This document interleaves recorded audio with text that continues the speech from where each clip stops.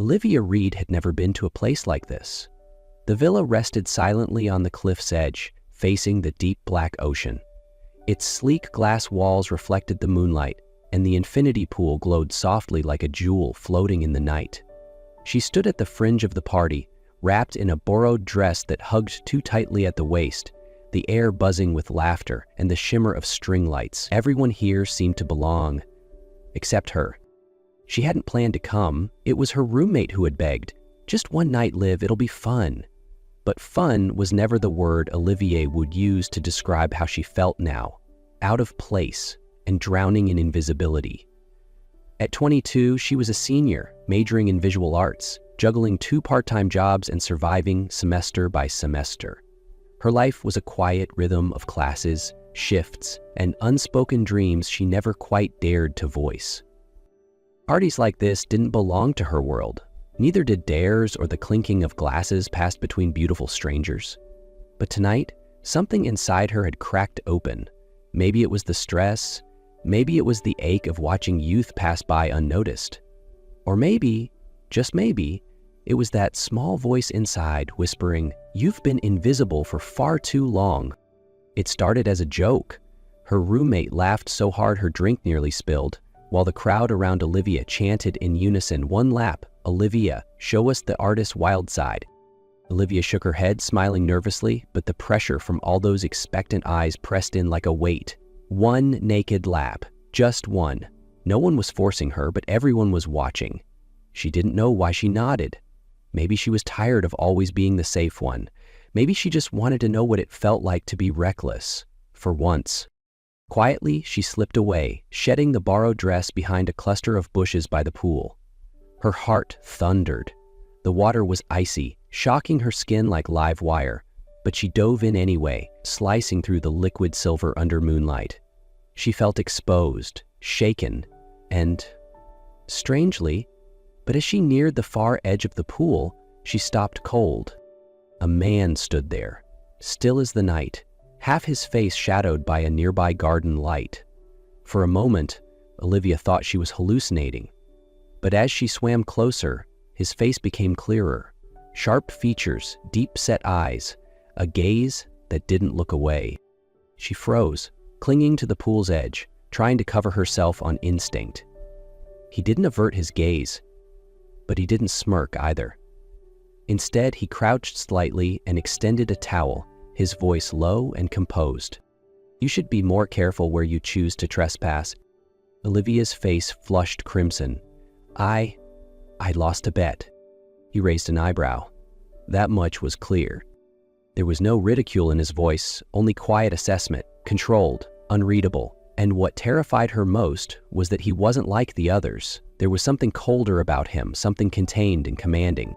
Only after he turned and walked away, leaving the towel draped on the edge, did Olivia realize she was trembling, not from the cold, but from something else that had just begun, something she couldn't yet name.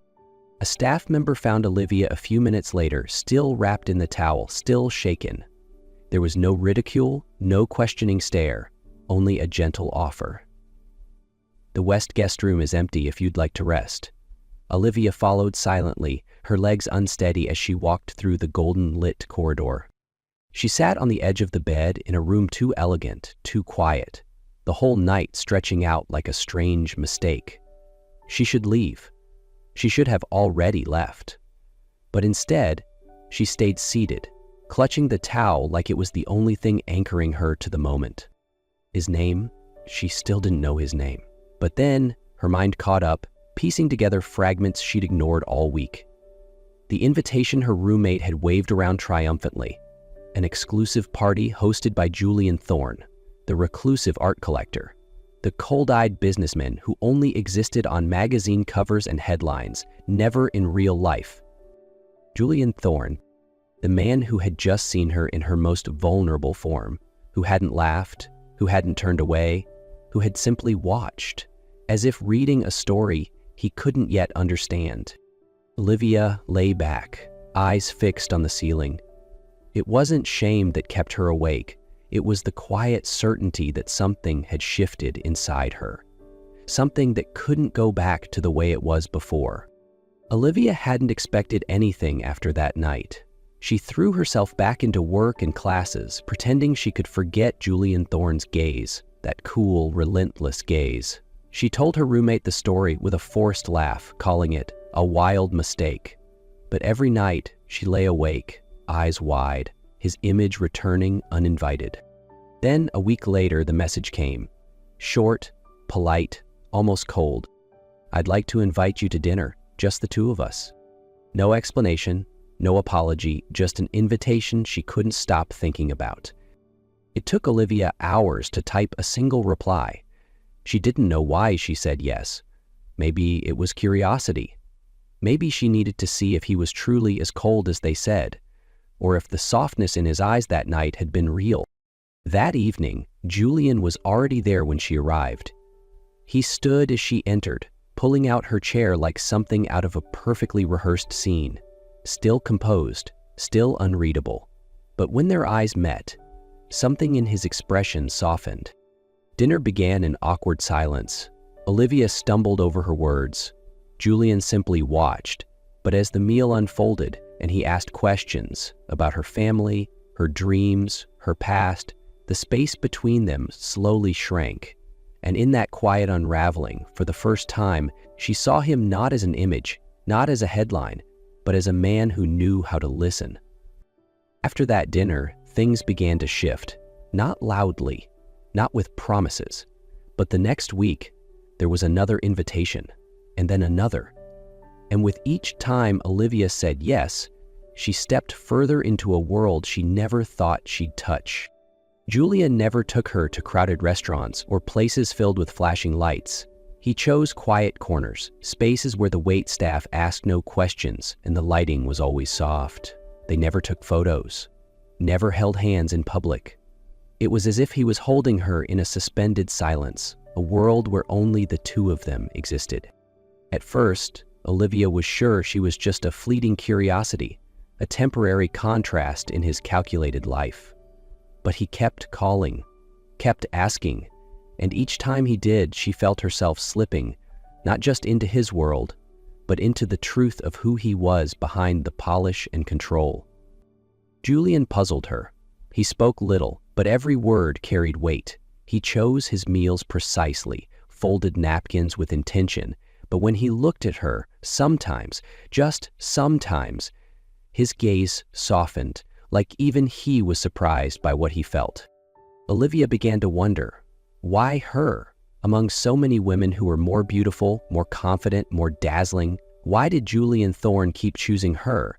And why did she, the girl who had spent her life avoiding attention, find herself waiting for the moment she'd meet his eyes again?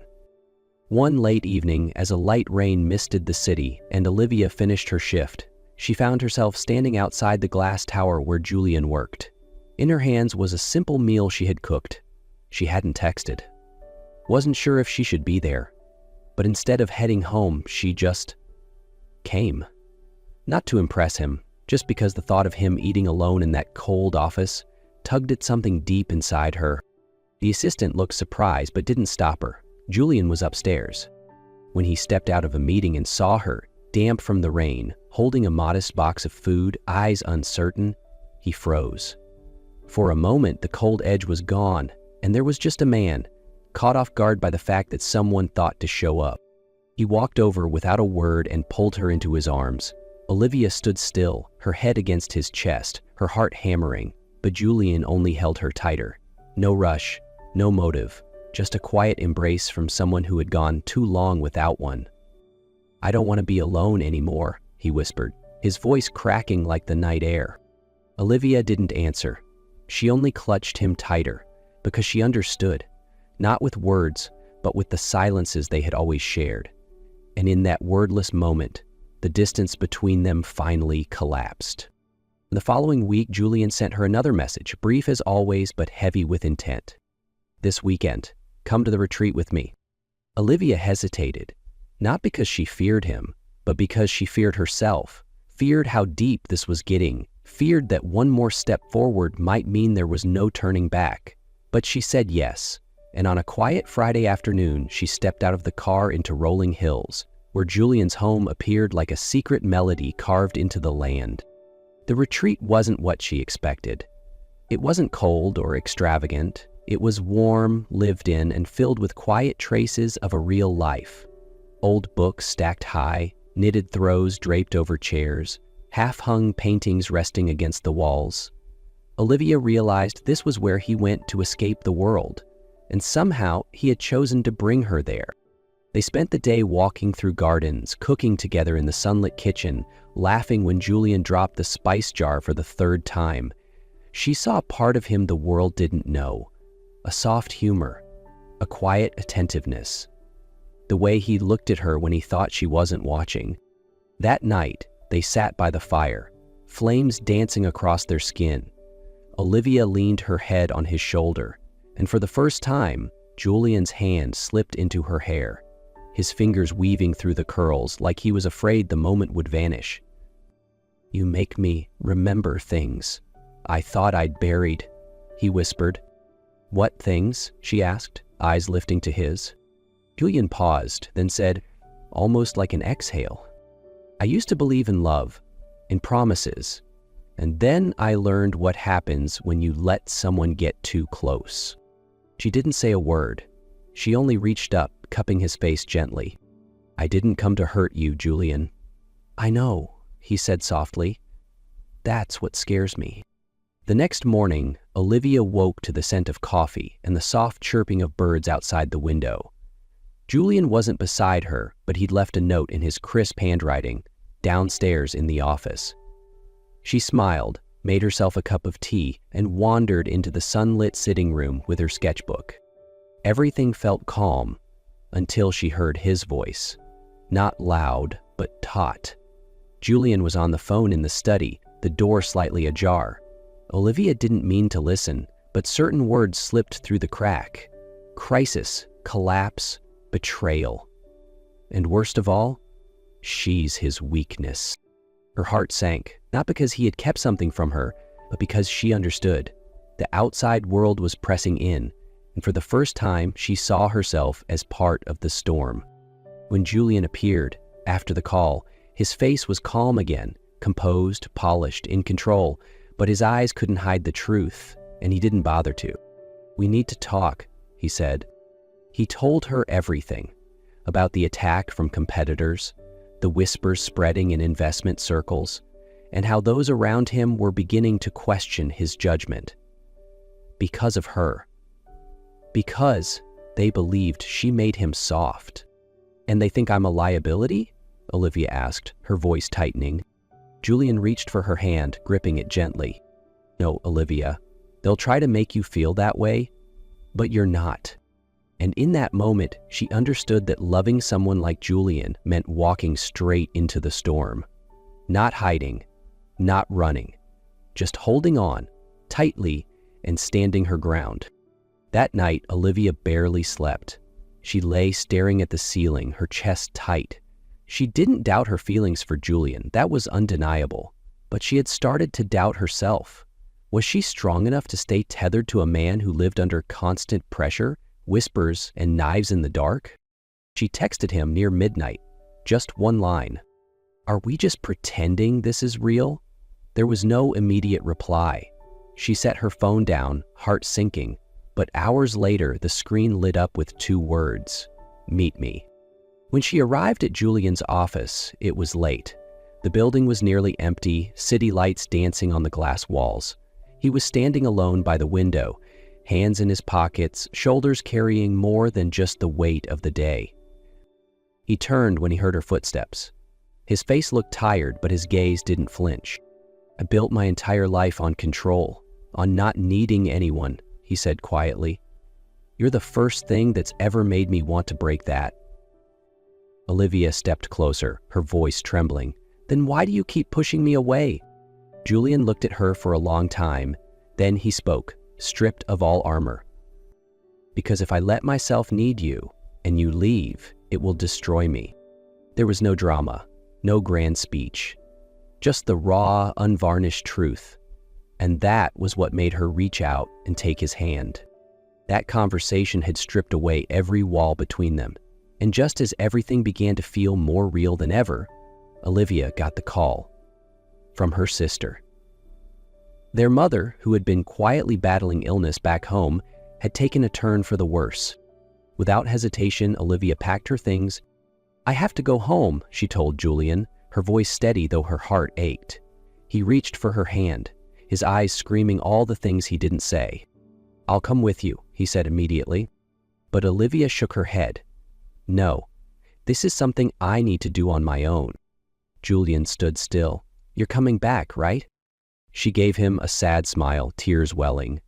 "I want to, Julian, but I need to remember who I am.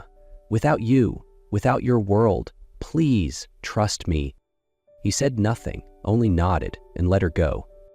In the weeks that followed, Olivia lived inside the rhythm of hospital rooms, reheated meals, and memories that tugged at her from every corner. She cared for her mother, leaned on her sister, and slowly, piece by piece, she found herself again, not as Julian Thorne's lover, but as Olivia Reed, the small-town girl who was strong, quiet, and whole. Julian didn't call, didn't chase. He waited. His office felt colder, his dinners quieter. He looked at the sketches she'd left behind, traced her handwriting on a forgotten note, and taught himself how to hold faith. In her, in what they had built together. Then, one evening, Julian left work early, but instead of driving to her apartment, he went somewhere else. A small art gallery, the one Olivia had once said she dreamed of showing her work in. And there she was. Olivia froze when she saw him. Julian walked toward her. No rush, no explanation, just a single line. "I didn't come to pull you back. I came because I realized something. I love you. Not the version of you in my world. Just you. Exactly as you are." Tears slipped down her cheeks. Olivia smiled, whispering, "I was never really gone. I just needed to remember that I belong." Julian leaned in and kissed her. Not to claim, but because he had finally learned how to love, without conditions.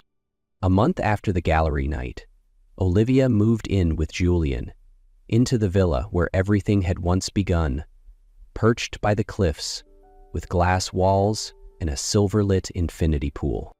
But this time, it wasn't a kingdom of power and silence. Every room now bore her presence, half-finished sketches on the desk, her white porcelain mug, a mustard-colored throw draped over the couch. Julian still ran his empire, but he now closed his laptop before the sun dipped, let his phone go unanswered during dinner, and learned, day by day, how to be fully present. He had learned how to stop, to look at her, to listen. And Olivia, the girl who once feared she didn't belong, now stood steady as an irreplaceable part of his world. Not as a shadow, but as a true companion. She kept creating. A small downtown gallery began showcasing her work. On the opening night of her first collection, titled Stillness and Storm, Julian sat in the front row, quietly clapping as her name lit up under the lights. That evening, they returned to the pool, where it had all begun with a reckless dare. "Do you think he would have jumped if there hadn't been a game that night?" Julian asked. Olivia smiled, resting her head against his shoulder.